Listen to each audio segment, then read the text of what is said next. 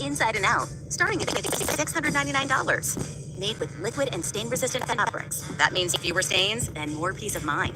Designed for real life, our sofas feature changeable, allow you to refresh your style anytime. Need flexibility? Our modular design lets you rearrange your sofa effortlessly. Perfect for cozy apartments or spacious homes. Plus, they're earth-friendly. Last 200,000 happy customers have made the switch. Upgrade your space today. Visit washablesofas.com now and bring home a sofa made for life. That's washablesofas.com. Offers are subject to change and certain restrictions may apply. If you eat too many ultra-processed foods, you could be starving your gut microbes, and they'll get hangry.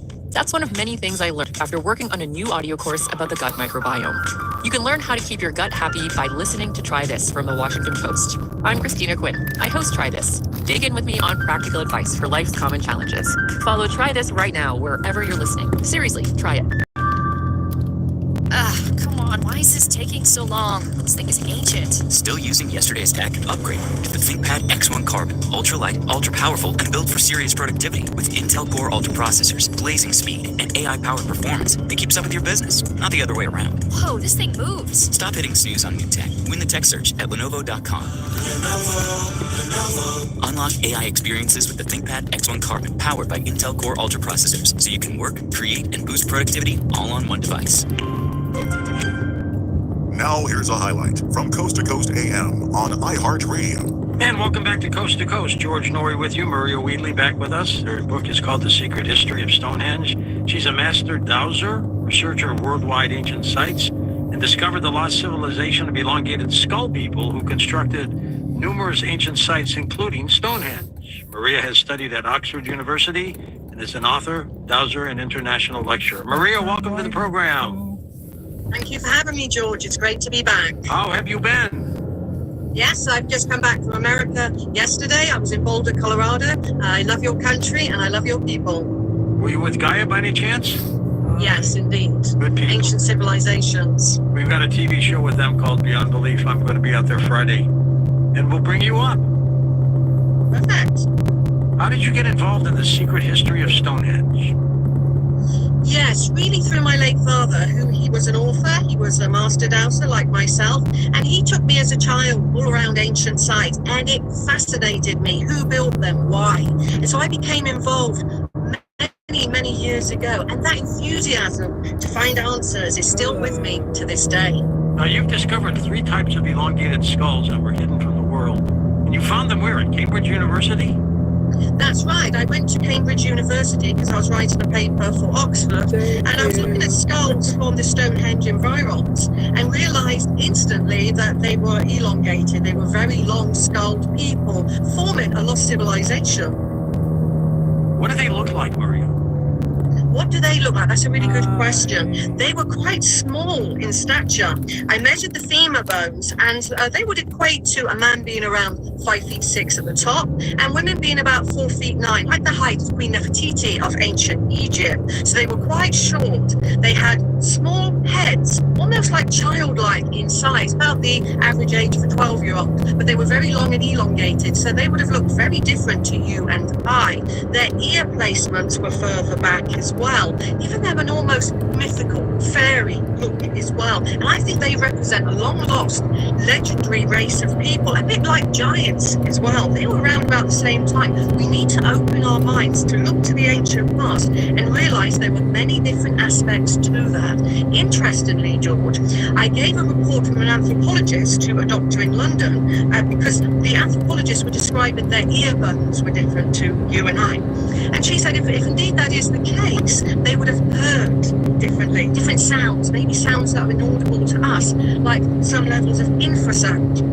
It's interesting to note that they recorded from standing stones and earth energies, infrasound at 18 hertz being emitted by the stones underground, and possibly this long-lost civilization hear particular sounds coming from the stones.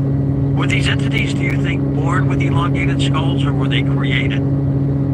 Yes, they were born with long skulls, but it appears that the elite, the high priestesses, the high priests and kings and queens and nobles, people extended their naturally long skulls because there's evidence of cranial deformation. So that's the main two types. One is natural and one is elongated, extended their long skulls. Maria, is there an extraterrestrial presence here? That's really interesting to note. Really, ancient DNA, DNA as it's called, needs to be reanalyzed. There are some very strange burials around Stonehenge.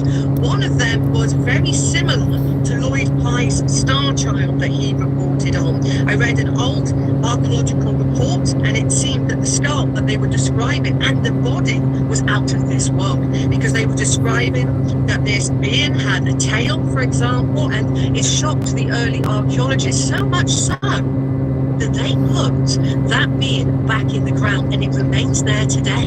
So we could have an extraterrestrial being within the Stonehenge environs, and that could be tested and would answer once and for all that age-old question: where did they originate from? They say Stonehenge was created at around 2500 BC. Do you agree with that date? No, I don't. I think that date needs to be pushed back further.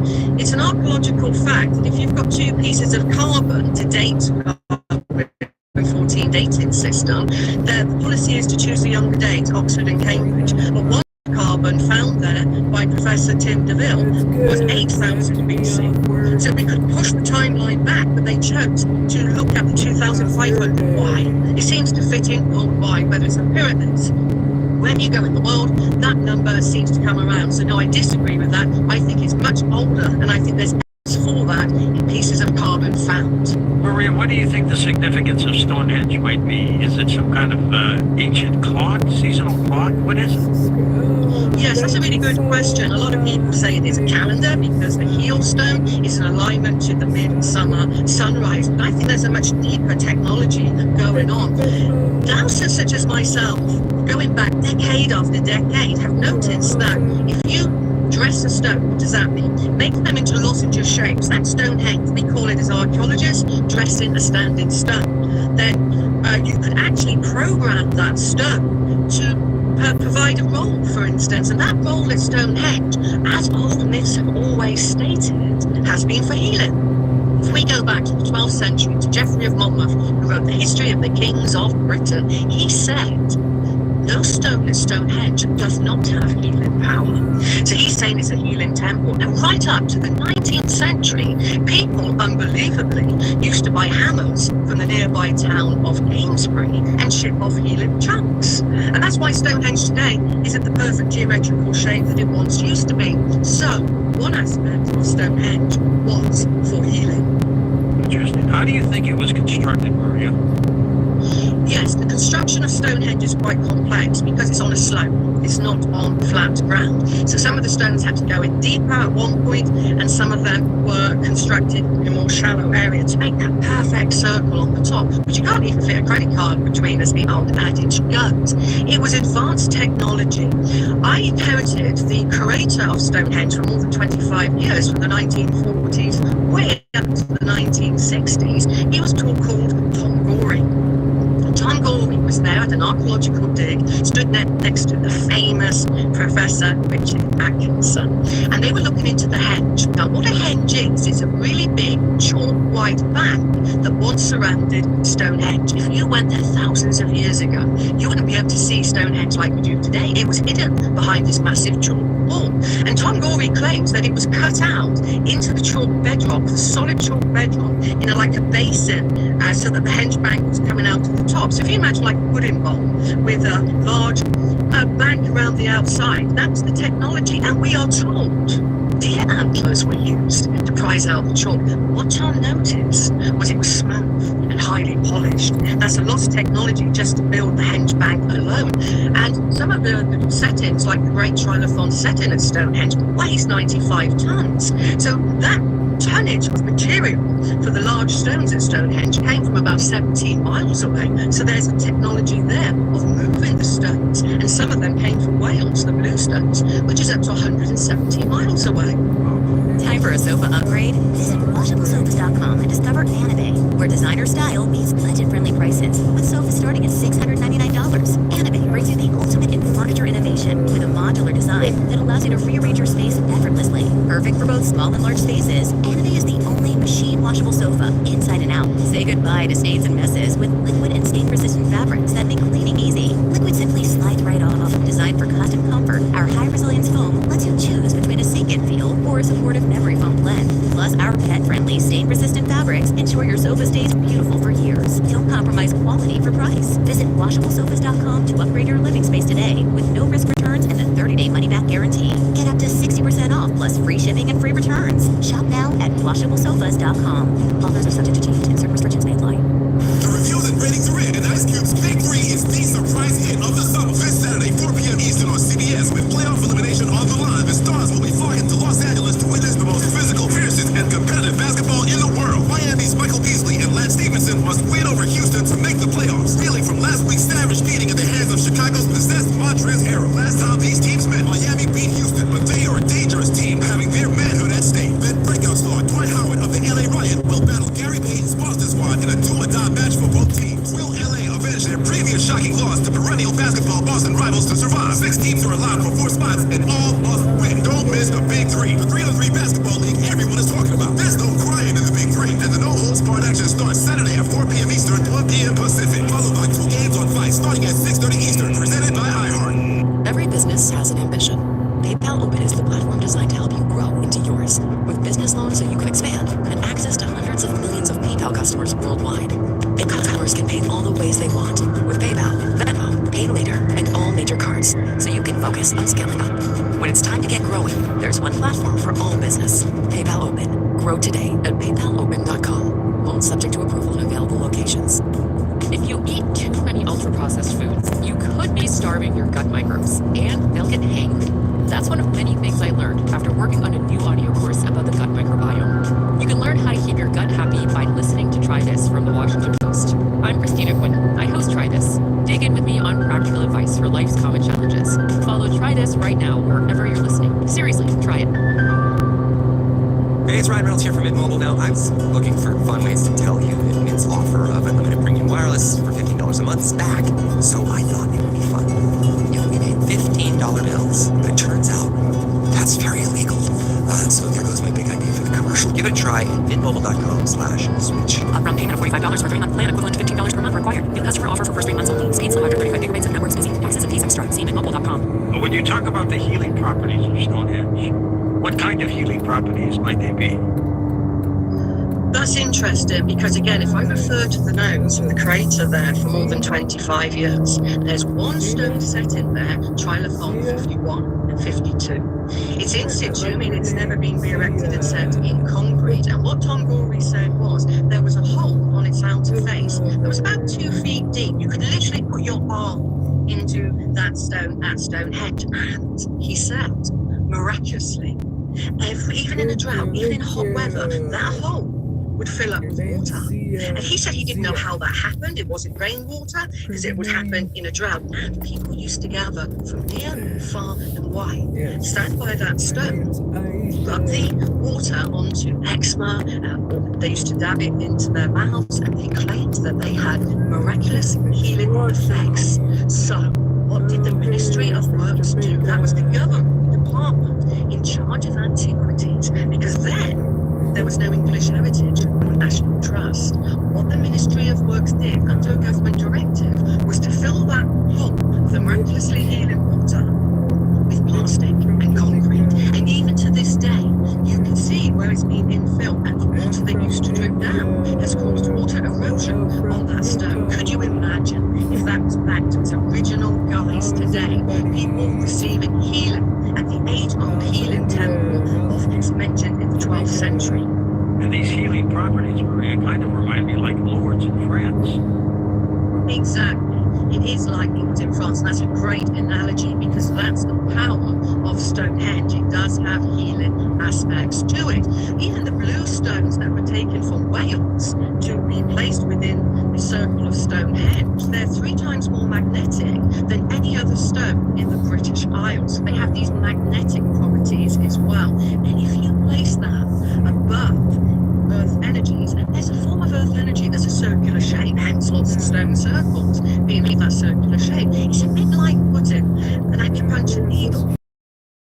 Suddenly that stone starts to emit and release infrasound and ultrasound. I've measured these at Stonehenge, George.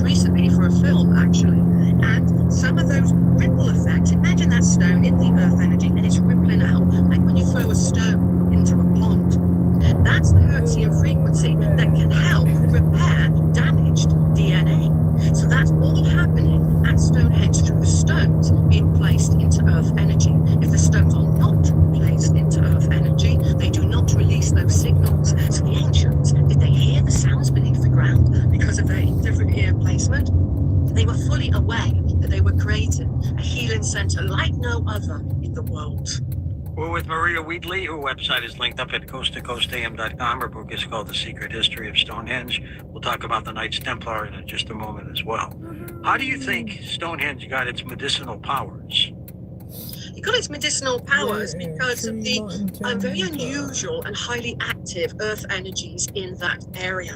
So there, the ancients chose it because of the very deep aquifers that are generated within the earth, groundwater aquifers, which release circular energy patterns. They were looking for the blueprint. They were looking for the earth energies, knowing that if they placed the stones upon them, they would be able to be activated through sound, for instance. Who in the world taught the ancients this? That's really interesting. It's like which came first, the chicken or the egg? It's really a very complex question. I think they were maybe given this awareness by ancestors or by extraterrestrials, for instance, and they were given this awareness and they realized that they could decode the world. So if you look at the earth energies beneath Stonehenge, for example, it's a very similar template beneath the Great Pyramids. You will have very similar earth energies, and these earth energies also equate to musical harmonics. It's almost like it's such an advanced science that it was given to these people to make different temples across the world. I think the ancient world was very connected to one another because they used the same template. How big is Stonehenge? Stonehenge's diameter isn't that big. It's about 108 feet in diameter, whereas Avebury Henge, at 17 miles to the north, that contains the world's largest stone circle, is 1,088 feet in diameter. That's significantly larger. There's 10 Stonehenges into Avebury. How big are the blocks? It's huge. It's much. The blocks weigh about 13 tons. They're about 23 feet tall, and they do have a very subtle presence about them. And what do I mean by that? When you stand by these stones, you do experience their energies being released time and time again. I've taken hundreds of people to Stonehenge and stood by these stones. People feel something being released by them. Just truly remarkable. It is, and Stonehenge also has a presence with the military, because surrounding Stonehenge there are military establishment after military establishment, and a bit like your Area 51 in Nevada, USA, for example, very close to Stonehenge is the equivalent of that. The MOD, the Ministry of Defense, has an area that is a no-go area for civilians, and upon that area you have numerous sacred sites and barrows that contain long-skulled people. It's highly active with earth energies. That's why the military is there. Maria, how do you think they moved 13-ton blocks? How did they move them? An age-old question that intrigues people down the centuries old. When I measured some earth energies, 25 hertz kept coming up in particular types of earth currents. These are like serpentine rivers of energy, but they're not water, they're energy, but they meander like a river. Measuring those, 25 hertz kept appearing. If the ancients could manipulate sound, and I think because of their ear placement I've described, perhaps even listening to the emissions coming from the stones at 18 hertz, we hear at 20. And they could manipulate the sound. Then what I think is happening